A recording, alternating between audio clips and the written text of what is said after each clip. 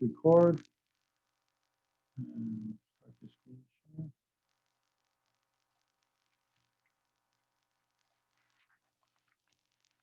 Okay. I was doing one more problem, sort of like at the end of yesterday, where they give you all this information and you make up a graph. And then I'll start some of 4.4. Now, 4.5 is almost like 4.3. It's a lot more curve sketching. Okay, so I mean, you can kind of think of 4.3 and 4.5 as the same section. It's just more sketches. Okay, in fact, if you want, I'll just go ahead and show you some of it right now.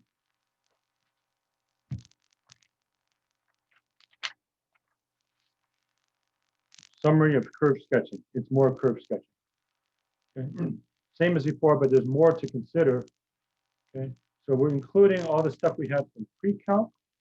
So pre-calc, we consider domain, intercepts, right? Where does it touch the x and y axis? Symmetry, right? So we've done that before. And possible asymptotes. You don't have to memorize these. If you need them on the exam, you can always have it on the cheat sheet, or I'll tell you, hey, tell me, are there any asymptotes? Okay, and then the new stuff, the calculus stuff, okay, intervals of increase or decrease, right? Max and min, concavity, points of inflection, and then sketch the curve. Okay, so it's a lot more curve sketching in 4.5. Okay, that's the reason why I made it every other odd. EOO stands for every other odd. You know, one sketch takes a while, so you don't want to do all these odds. And I'm not even sure you want to do even every other odd, but it's enough practice so you can see how it goes. Okay. All right, so I'll do one more 4.3. Okay, get you started on 4.4, and then I'll give you the quiz. Okay, so let me do one more like yesterday. How about 29? Yeah. Let me show you 29. Book is heavy. All right. F prime of 5 is equal to 0. Slope is 0. That means I might have a max or min. F prime of x is less than 0 if x is less than 5. Okay, that means the function is decreasing. Okay, so my interpretation of 29 there, f prime of 5 is 0. The function is decreasing from negative infinity to 5. That's what this means. F prime less than 0, function is decreasing from negative infinity to 5. F prime of x is greater than 0 when x is greater than 5. That means the function is increasing from 5 to infinity. So that's the interpretation of that part right there.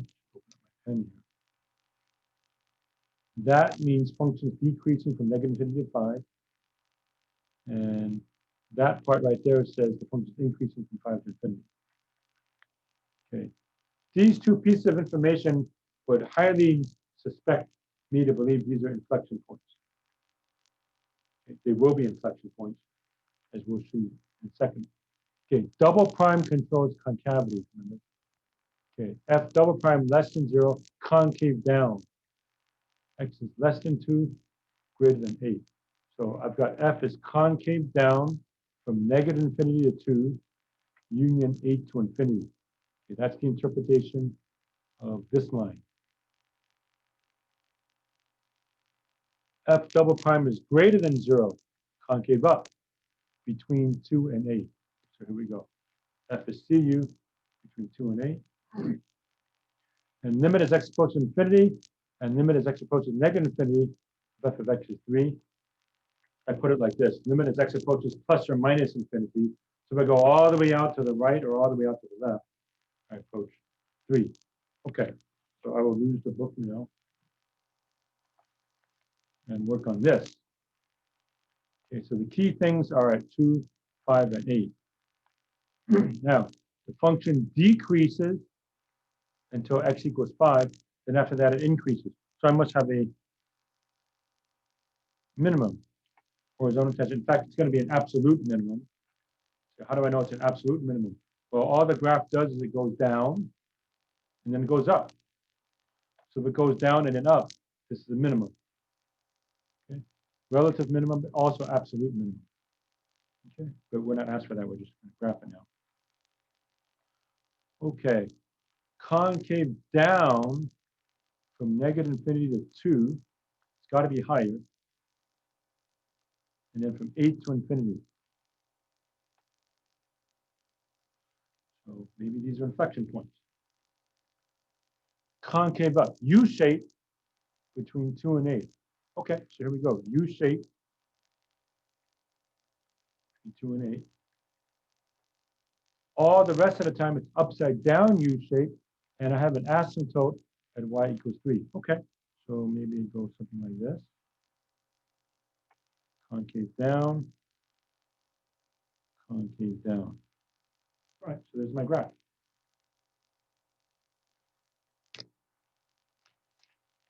So that's the way that goes. So that's problem 29, looks like. All right, that's the last problem I was going to do in 4.3. Yes, there are more curve sketches, but I will do more curve sketches in 4.5 especially. So 4.3 and 4.5 is all curve sketching, but I want to introduce 4.4 now. Okay. Again, looking at the calendar, we're kind of okay. Maybe I'm slightly ahead, but I could very easily fall behind by doing a lot more of these curve sketches. Okay, so I'm going to give you enough so you can kind of see what's going on. So on paper, I was only supposed to go up to 4.3. I'm already done with what I was going to do for 4.3. I'll start some with 4.4, maybe get a little bit ahead. And then, so I'll lecture a little bit longer about 4.4. Continue on Monday, and then I'll give you the quiz. Okay, so 4.4, we're back to doing limits. Okay, so we're doing limits again. Something called L'Hopital's rule. It says L'Hospital's rule. It's actually easier to pronounce if you leave off the S. That's the way it is in French. I guess L'Hopital. I think that's how you say hospital in French. L'Hopital, L'Hopital's rule, L'Hospital's rule. Okay. So it's something called an indeterminate form. Okay. So what is this L'Hopital's rule? It involves limits. It's on page 305 here. Side note, we've gotten 300 pages of calculus already. So imagine how far you've already come. We've gotten through 300 pages of calculus so far. Okay, L'Hopital's rule. I'll pronounce it usually L'Hopital's without the S. Anyway. Okay, you're taking the limit of a quotient, something divided by something. All right, so we've done limits before. Limit as x approaches a. Okay, it could be a from the left, it could be a from the right. You're also allowed to go to infinity or negative infinity. Okay. All right, now what is all this saying? Okay, if this limit gives me either 0 over 0 or infinity over infinity, that's how we're normally going to say it. It could be plus or minus. Okay, 0 over 0, f of x over g of x, or infinity over infinity. And they're going to put this quite a bit, 0 over 0, infinity over infinity. Then the limit as x approaches a of f of x over g of x is equal to the limit as x approaches a of f prime of x over g prime of x. You'll get the same limit by differentiating the top and differentiating the bottom. Okay. And word of caution, do not do the quotient rule. You don't do the quotient rule. I guess you can say it's what you would have thought the quotient rule would have been if you just differentiate the top, differentiate the bottom. Now we know that's not the quotient rule, but that's how you do L'Hopital's rule. Okay, so if you get a fraction, and in the limit you get 0 over 0 or infinity over infinity, and infinity can be plus or minus infinity. Then you take the derivative of the top, derivative of the bottom, and you'll get the same limit. Okay, we'll state it without proof. We actually won't prove it. The text doesn't even prove it. It goes over a sample proof of a special case. But for you guys, just know how to use it. Okay, so I will now show you my version. Okay, so if the limit as x approaches a of a quotient, something divided by something, f of x over g of x, yields either 0 over 0 or infinity over infinity. then the limit as x approaches a of f of x over g of x is equal to the limit as x approaches a of f prime of x over g prime of x. Okay, so you must have either 0 over 0 or infinity over infinity. That means the limit of the top is 0, the limit of the bottom is also 0, or the limit of the top is infinity plus or minus, and the limit of the bottom is also infinity plus or minus. Then you can use what's called L'Hopital's rule. Take the derivative of the top, derivative of the bottom, you get the same limit. Okay, and again, when I say x approaches a, that could be x approaches infinity, negative infinity, approaching a from the left, or approaching a from the right. Okay, and a caution again, do not do the quotient rule. This is not when you do the quotient rule. Just simply take the derivative of the top and derivative of the bottom. Okay, and I'll quickly show you many examples of this. Okay. Now, if you're using L'Hopital's rule, okay, you don't want to keep writing that whole thing, then we will abbreviate LHR. So if you see me write LHR, LHR, okay, what is this LHR? That's L'Hopital's rule, LHR, L'Hopital's rule. I'm using L'Hopital's rule because it's either 0 over 0 or infinity over infinity. Okay, so I know a lot of you are probably saying right now, huh? Well, I don't know what you're talking about. So the best way for me to do it is to show you some examples. So I'll show you many of these, and then when I think I'm done, then I'll stop. Okay. All right, so we're doing limits again. Okay, so 4.4, number 9. Limit as x approaches 4 of x squared minus 2x minus 8 divided by x minus 4. Okay, this is called 0 over 0 type. Okay, what do you get when you plug in 4 in the bottom? 0. What do you get when you plug in 4 in the top? It's a little bit harder, but you also get 0. Let's check it out. Plug in 4, 16 minus 8 is 0.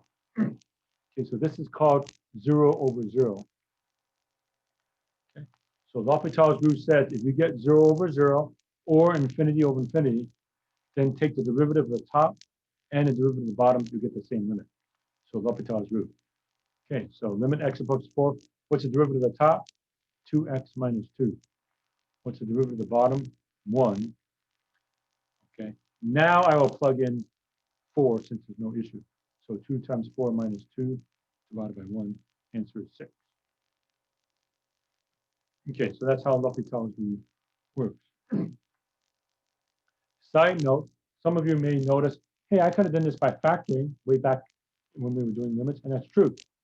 If you factored this and canceled and plugged in, guess what the answer would be? 6. Okay. All right, so that's the idea. So I'll do several more. 13. Limit as x approaches 2, approaching from the right, okay, of cosine x over 1 minus sine x. For this one, you want to think of it as degrees. That's 90 degrees. So you're coming from 90.1 degrees, something like that. Or if I were to think of a unit circle, it's an angle like that, like 91 degrees. I'm in quadrant 2. X approaches pi over 2 coming from the right. Okay. Think of it in degrees. 90.1 degrees, 90.01 degrees, 90.0001 degrees. So you're coming like so. All right, I claim this is also 0 over 0 because the cosine of pi over 2 is 0. Sine of pi over 2 is 1. 1 minus 1 is 0. So it is 0 over 0. So L'Hopital's rule does apply. LHR. So limit as x approaches pi over 2 from the right. Okay, differentiate the top. Derivative of cosine is negative sine. Derivative of 1 minus sine x is negative cosine x. Okay, that's a double negative, so I make it positive, sine x over cosine x.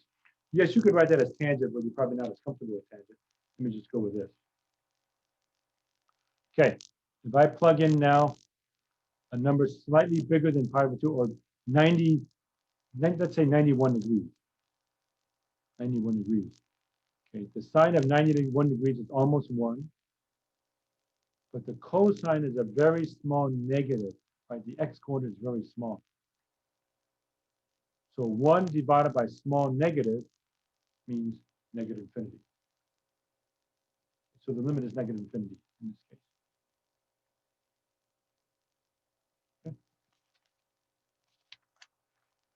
All right, so this is 0 over 0, 0 over 0. Now let me show you infinity over infinity. 19. Limit as x approaches infinity of ln x over root x. Okay. When x gets big, natural log of x also gets big. If you think of the graph, right? The graph of the ln function looks sort of like that. So it gets big. And square root goes to infinity also. So this is type infinity over infinity, which means L'Hopital's rule applies.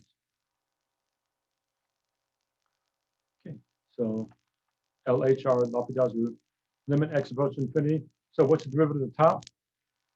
1 over x. What's the derivative of the bottom? Now, of course, radical x is x to the 1/2 power, right? You should know that by now. So the derivative is 1/2 x to the negative 1/2. Okay, now this could get a little bit sloppy, but let's see. I'm dividing by a half. If you divide by half, you multiply by 2. So I'm going to put the 2 on top. Okay, that's dividing by half. That x can slide down, and that negative exponent means you're going to bring it up. Okay, so dividing by half means 2 on top, x comes down, x to the 1/2 comes up. So x to the 1/2 up here, 2 is on top, x in the bottom. Okay, then these two combine. X to the 1/2 divided by x to the 1 is x to the negative 1/2, or radical x in the bottom. Okay, so I now have limit x approaching infinity of 2 over radical x. And now you can tell when you plug in a super big number, this ratio is 0. Okay. So the answer to the problem is 0 in this particular case. Okay, so this limit is 0.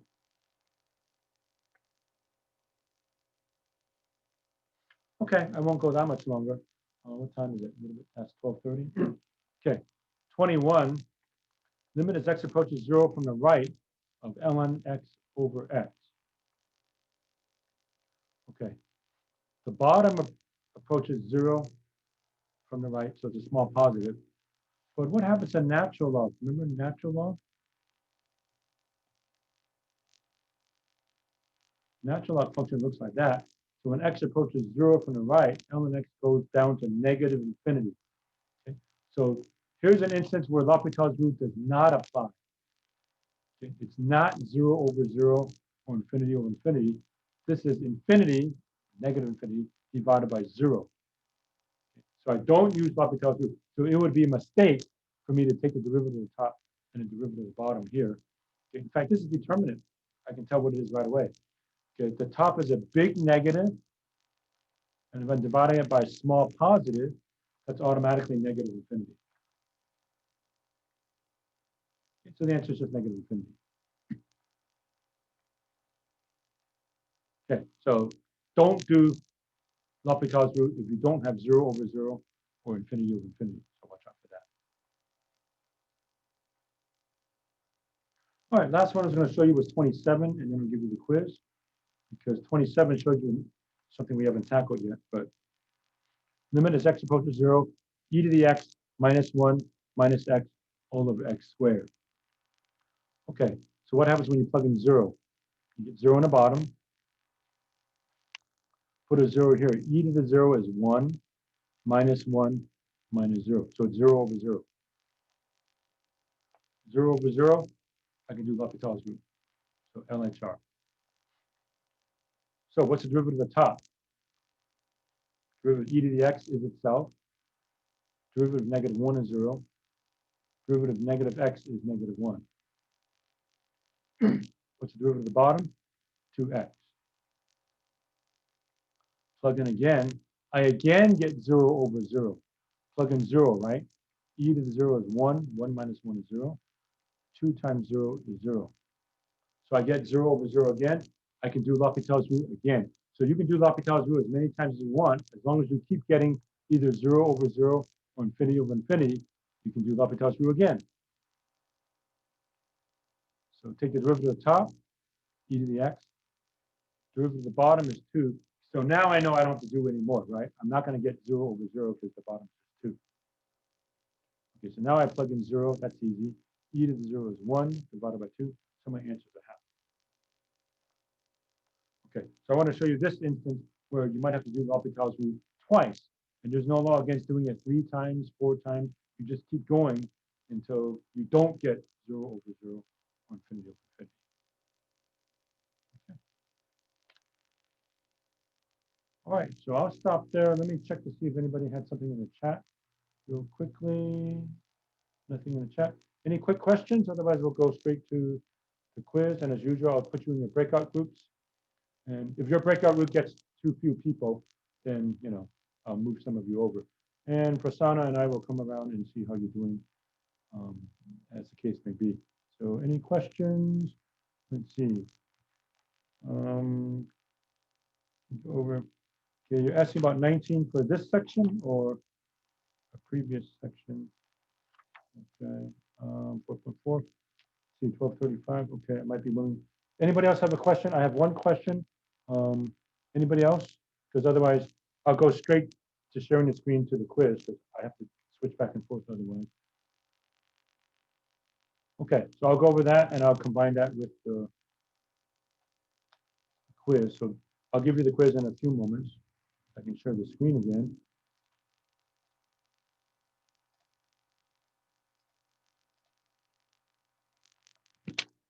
So question about 19. Infinity over infinity. So the derivative of the top is 1 over x. The derivative of the bottom is 1/2 x to the minus a half. And then we did some algebra. Dividing by a half means multiplying by 2. That x can slide down. That's a property from algebra. So the x comes down in the denominator. I put that into the numerator as x to the 1/2. So look like that. This combines to be radical x. So 2 over radical x equals 0. Okay, so that's as much as I'll do there. Okay, so get your cell phones out.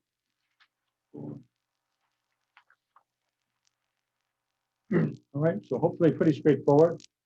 Find the absolute max and min of f of x equals x cubed minus 3x squared on the closed interval from 0 to 4. Okay, so you've got it. I'll just go ahead and say there's that section involving that. There's definitely 2 numbers that you're going to plug in. Can you tell what the 2 numbers are that you have to plug in, right? It's, you know, kind of obvious. And then you find critical numbers, right? So you'll plug in the critical numbers, you plug in the endpoints, and just compare which is the biggest, which is the smallest to get absolute max and min. Okay.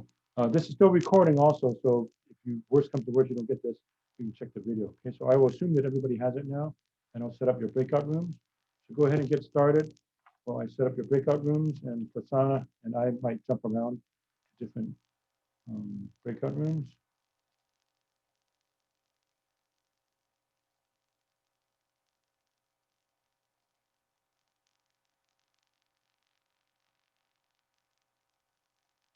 Okay, please join your breakout rooms now.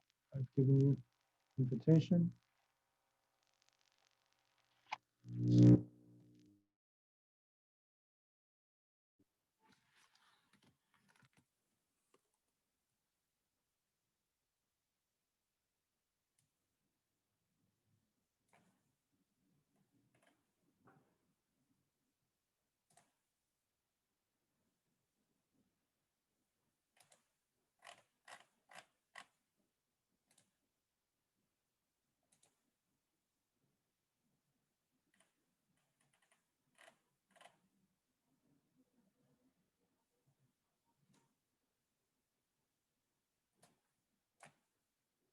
See, Norman, Mega, and Wan, can you join your breakout rooms, please?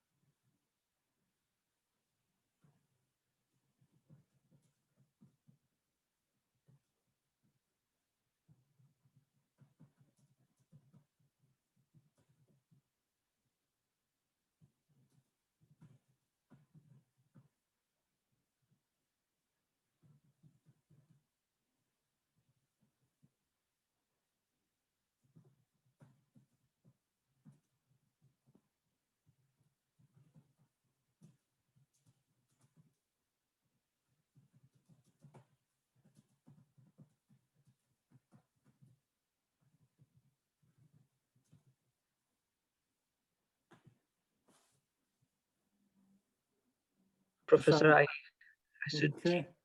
Yes. Okay, I'll have you join room 2. That's the only one that's left, I guess. So, okay. Okay. Sure. Put in Thank that you. one.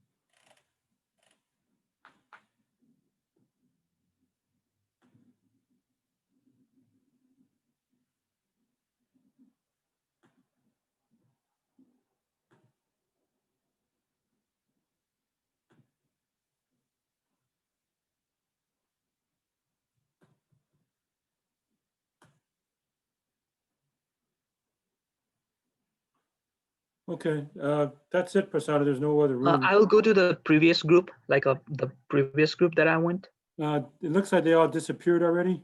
Oh, okay. So the only one that's left was the one that you just came from. Oh, I think they're also all set. They already got the answers. They got it? Oh, okay. Yeah, then I guess we're done then. Mhm. Okay, Prasanna. Yeah, you're free to go then. Thank you, Professor. Okay, thank you. Have a good weekend. You too. All right, see you.